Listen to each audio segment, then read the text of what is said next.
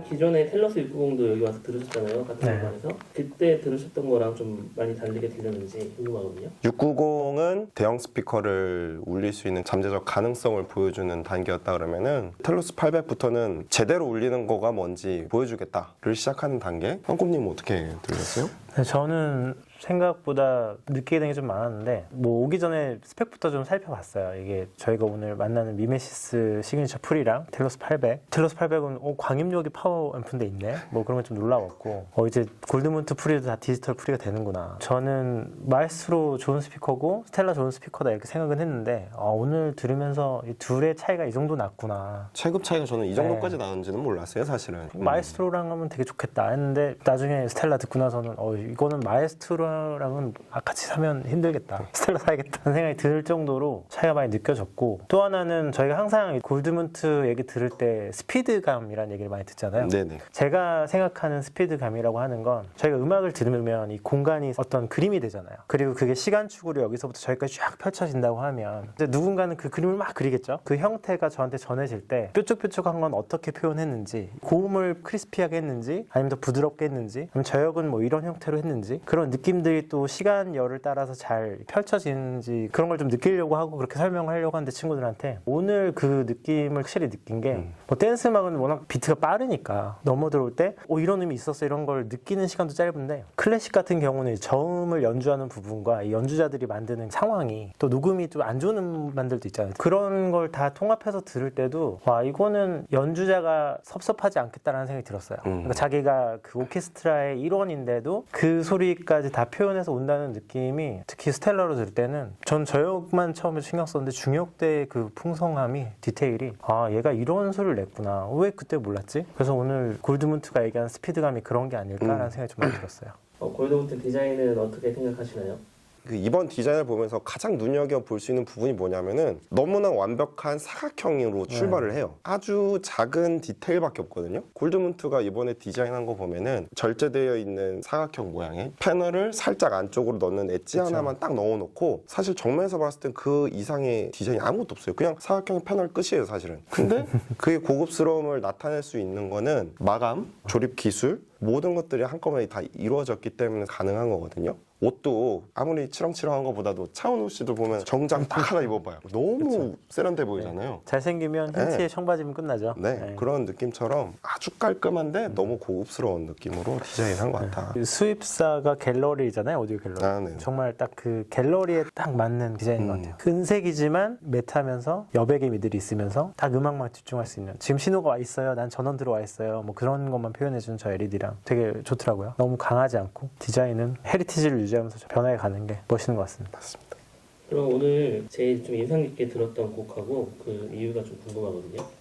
저 같은 경우는 아까 차이콥스키 심포니 2번의 마지막 피날레를 들었는데 그 음반이 사실은 녹음이 좋지 않거든요. 근데 일부러 그걸 골랐어요. 왜냐면 어떻게 이거를 얘가 그려줄지가 되게 궁금했어요. 근데 부담스럽지 않게 스케일을 다 표현해주면서 좋더라고요. 그래서 돈 많이 벌어야겠다 그런 생각이 좀 들고 좋네요. 네. 저는 크라운 임페리얼 앨범 같은 경우는 유의 깊게 들었는 포인트 중에 하나가 간간히 이제 총주가 이루어지고 다시 이제 파트가 조금씩 쪼개지면서 이제 야금으로 내려가면서 팀파니가 아주 뒤에서 잔잔하게 한 번씩 두들겨줘요. 근데 이거를 핸들링을 완벽하게 팀파니 음색을 해줄 수 있는 애들은 리드미컬하게 그러면서 쫙 깔아주면서 그 공간을 채워주는 그런 느낌이 나는데, 이게 점점 급이 내려가면 내려갈수록 소리가 아예 안 들려요, 그 부분이. 근데 오늘은 팀파니가 재밌고 발랄하고 천천히 반사되는 음들 들으면서 전체적인 홀 사이즈가 어떻고 스케일이 어떻고 그런 게 다 그려질 정도로 아주 명확하고 디테일하게 들려준다는 거에서 되게 저는 놀랐었습니다. 이 점은 조금 아쉬웠네, 약간 개선할 수 있을 것 같다, 뭐 이런 포인트 같은 게 있었는지. 솔직히 이건 양날의 검인 것 같아요. 해석력이 좋은 걸 좋아하는 사람이 있고 부드러운 걸 좋아하는 사람도 있는데, 그 두 사람이 만나서 어떤 한 오디오를 듣고 평가할 때 어쩔 수 없이 대립한다고 생각을 해요. 근데 이 스피커는 분명히 해상력이 엄청나게 높고 디테일한 거를 주로 삼는 프리 조합보다는 더 장기적으로 부드럽고 오래 들을 수 있는 쪽으로 더 저는 생각이 들고 있어요. 근데 저희가 옛날에는 해상력이 좀 떨어진다고 하는 오디오들에서 느껴지는 해상력이랑 하이엔드로 갈수록 좀 다른 것 같아요. 그쵸. 그 해상력이 너무 지나치게 올라갔을 경우에는 좀 쏘는 맛이 그쵸, 많이 그쵸. 들고 오래 듣는데 좀 불편한 감은 있지만 반대로 얘기하면은 짧게 들을 때는 그런 자극적인 느낌이 또 필요할 때도 있거든요. 쾌감이 엄청나죠. 네, 근데 그 두 가지가 어떤 게 더 좋다기보다는 필요에 의해서 그렇죠. 네. 그날 컨디션에 따라서 시스템 두 개를 놓고 그래서 만약에 들으시는 스타일이 대단히 클리어하고 음을 진짜 하나하나까지 다 쪼개놓고 섬세해야 되는 그런 스타일이라고 하면은 단점이 될 수 있다고 생각해요. 단점 얘기할 게 사실 저는 잘 모르겠어요. 이게 단점을 얘기할 수 있는 물건인가 싶을 정도인 게 가격을 들었는데 외국 리테일가보다 굉장히 저렴하게 파신다고 하고 저는 단점을 가격을 생각했는데 그 부분도 많이 해지가 되는 것 같고 저는 파워에 관심이 굉장히 많은데 광입력되는 파워에서 호감을 굉장히 느끼고 있었고 오늘 드라이빙 하는 거 보면 야 파워는 뭐 솔직히 나쁜 말 하기가 어렵다. 없는 단점을 가져와서 얘기하기 좀 힘든 것 같고 모노가 되는지 좀 테스트 해보고 싶은 뭐 그런 거 뭐 그렇게 중요하지 않는 것만 생각나고요. 단점을 얘기하고 싶어도 겉모양도 이쁘고 가격도 비싸지만 워낙 우리나라에서 싸게 유통이 되니까 내가 못 사는 것 뿐이지 그거 말고는 단점을 못 찾겠네요. 그렇죠. 사실 저희가 여기서 단점을 찾으려면 10억, 20억, 100억 하는 거 딱 갖다 놓고 얘보다 뭐가 안 좋네 해야 되는데 그렇죠. 별로 불만 없이 들어서 네. 오늘 1시간 반 정도 막 들으셨는데 거부감이 있으셨는데 그리고 볼륨도 좀 큰 편이긴 했거든요. 볼륨을 저도 높게 듣는 편인데 오디오 갤러리가 볼륨을 좀 제가 듣는 것보다도 살짝 더 높게 들으세요. 그 볼륨이 부담스러울 때가 있었는데 오늘은 전혀 부담스럽지 않았고 오히려 제가 이제 듣던 볼륨으로 내려올 때는 볼륨이 좀 부족한가라는 생각이 들 정도로 하이엔드로 갈수록 볼륨을 더 많이 들어도 좀 덜 부담스러운 느낌이 들 때가 있는데 오늘은 좀 그런 날이었던 것 같아요. 네, 저도 사실 마에스트로에서의 볼륨이 저한테는 좀 부담스러웠어요 처음엔. 근데 스텔라로 넘어와서는 그렇죠. 더 올리고 싶죠. 네, 이게 다 공감하실 겁니다. 소리가 좋아질수록 그다음에 핸들링이 잘 되고 있는 걸 느껴지면 질수록 볼륨은 더 올라가고 저역 부분도 얘가 양질의 저역이 나오는 순간부터는 어느 순간 저역이 처음에는 고막을 되게 짓누르는 느낌으로 들리다가 깊이감 있고 저역대가 충분히 내려가기 시작하고 핸들링이 많이 되면 귀보다는 몸으로 먼저 많이 느껴져요. 골드문트에서 자랑하는 스피드 처음에 이제 들어보시기 전에는 얘가 좀 센가 딱딱한 소리를 내는가 뭐 그런 부분을 이제 연상할 수 있는데 제가 느끼는 골드문트의 스피드감은 소리 자체의 스피드와는 조금 다른 결인 것 같아요. 골드문트는 그걸 하고 싶은 거예요. 하나하나의 출발점이 다 다르더라도 얘가 너무나 빠르기 때문에 1번에서 출발하네 2번에서 출발하네 걔를 전부 다 쪼개놓으면은 귀 속으로 들어왔을 때는 그게 음장감으로 변하고 소리의 디테일한 게 결국 그런 데서 나오는 것 같고 바이올린도 저희가 알기로는 초저역의 소리가 아닌데도 불구하고 희한하게 그렇죠. 무게감이나 베스감 무게가 갑자기 붐 하고 내려가잖아요. 근데 그런 이유가 뭐냐면 원래는 바이올린 소리에 초저역 대역이 없는데 다양한 연주자들의 출발 시점과 끝나는 지점에 여러 가지 사운드 웨이브의 합성이 저역을 만드는 것처럼 만들거든요. 양감 만들거든요. 그렇죠. 결국은 그걸 얼마나 잘 쪼갰느냐 어떻게 스피커에서 합쳐서 귀에 들어왔냐에 따라서 되게 묵직한 소리가 날 수 있고 아니면 그냥 뭐 바이올린 소리 그렇게 될 수 있는데 골드문트 그걸 하고 싶어 하는 것 같고 그거를 잘 하는 것 같아요. 이 시스템을 어떤 분한테 좀 추천하고 싶은지. 일단 집이 커야 될 것 같아요. 돈 얘기는 굳이 안 해도 될 것 같아요. 어차피 자기 예산에 맞게 구입을 하시는 거기 때문에 돈이 중요한 게 아니고 스피커는 제대로 된 핸들링 되는 걸 보려면 결국은 크고 그죠? 어쩔 수가 없는 것 같아요.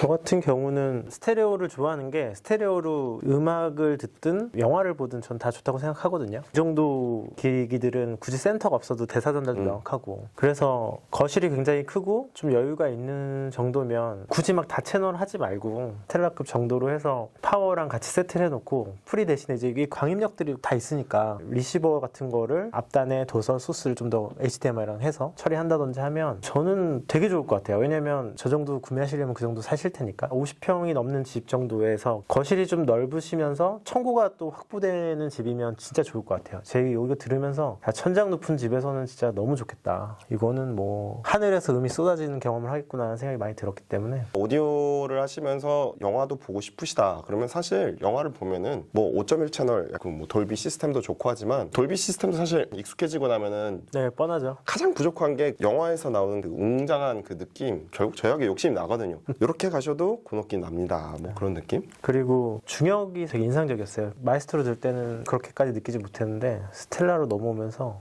와 중역이 굉장히 좋구나. 골드문트 들으면서 중역에 대한 생각을 해본 적이 별로 없었는데 중역도 되게 좋아서 비싼 애들이 좋구나. 이번에 시청회 하시잖아요. 오시는 분들한테 추천 포인트? 저는 개인적으로는 결국 시청에 가면 그 음악을 듣고 와서 집에서 다시 틀어본다든지 그런 경험들 많이 하잖아요. 근데 여기서는 추천곡도 좋겠지만 자기가 안 친한 음악들이더라도 좀 유명한데 악기가 많은 곡들 꼭 들어보셨으면 좋겠다는 생각이 들어요. 왜냐면 집에서 이게 볼륨을 낮췄을 때도 아까 들어보면 오케스트라 음들이 뭉쳐 나올 때 여러 악기들이 같이 내는 소리인데 그 소리가 하나로 나오는 걸 그 사람들이 목표로 하겠지만 결국 저희가 듣는 입장에서는 다르게 들리는 게 더 재밌거든요. 그런 디테일 차이가 굉장히 커서 그런 게 느껴졌던 음악들이 있으시면 가져오셔서 부탁을 해보셔서 들어보시는 거 좋지 않을까. 오디오쇼 같은 데 가면은 제일 문제가 스위스팟에 혼자 앉아가지고 들을 수가 없잖아요. 그렇죠. 그렇기 때문에 대부분 실망하신 분들이 있으면 한 절반 정도는 제가 봤을 때는 집에서 들었었던 것보다 문장감도 안 나오고 뭐 왜 우리 집에 건 가수 여기 앞에 서 있어.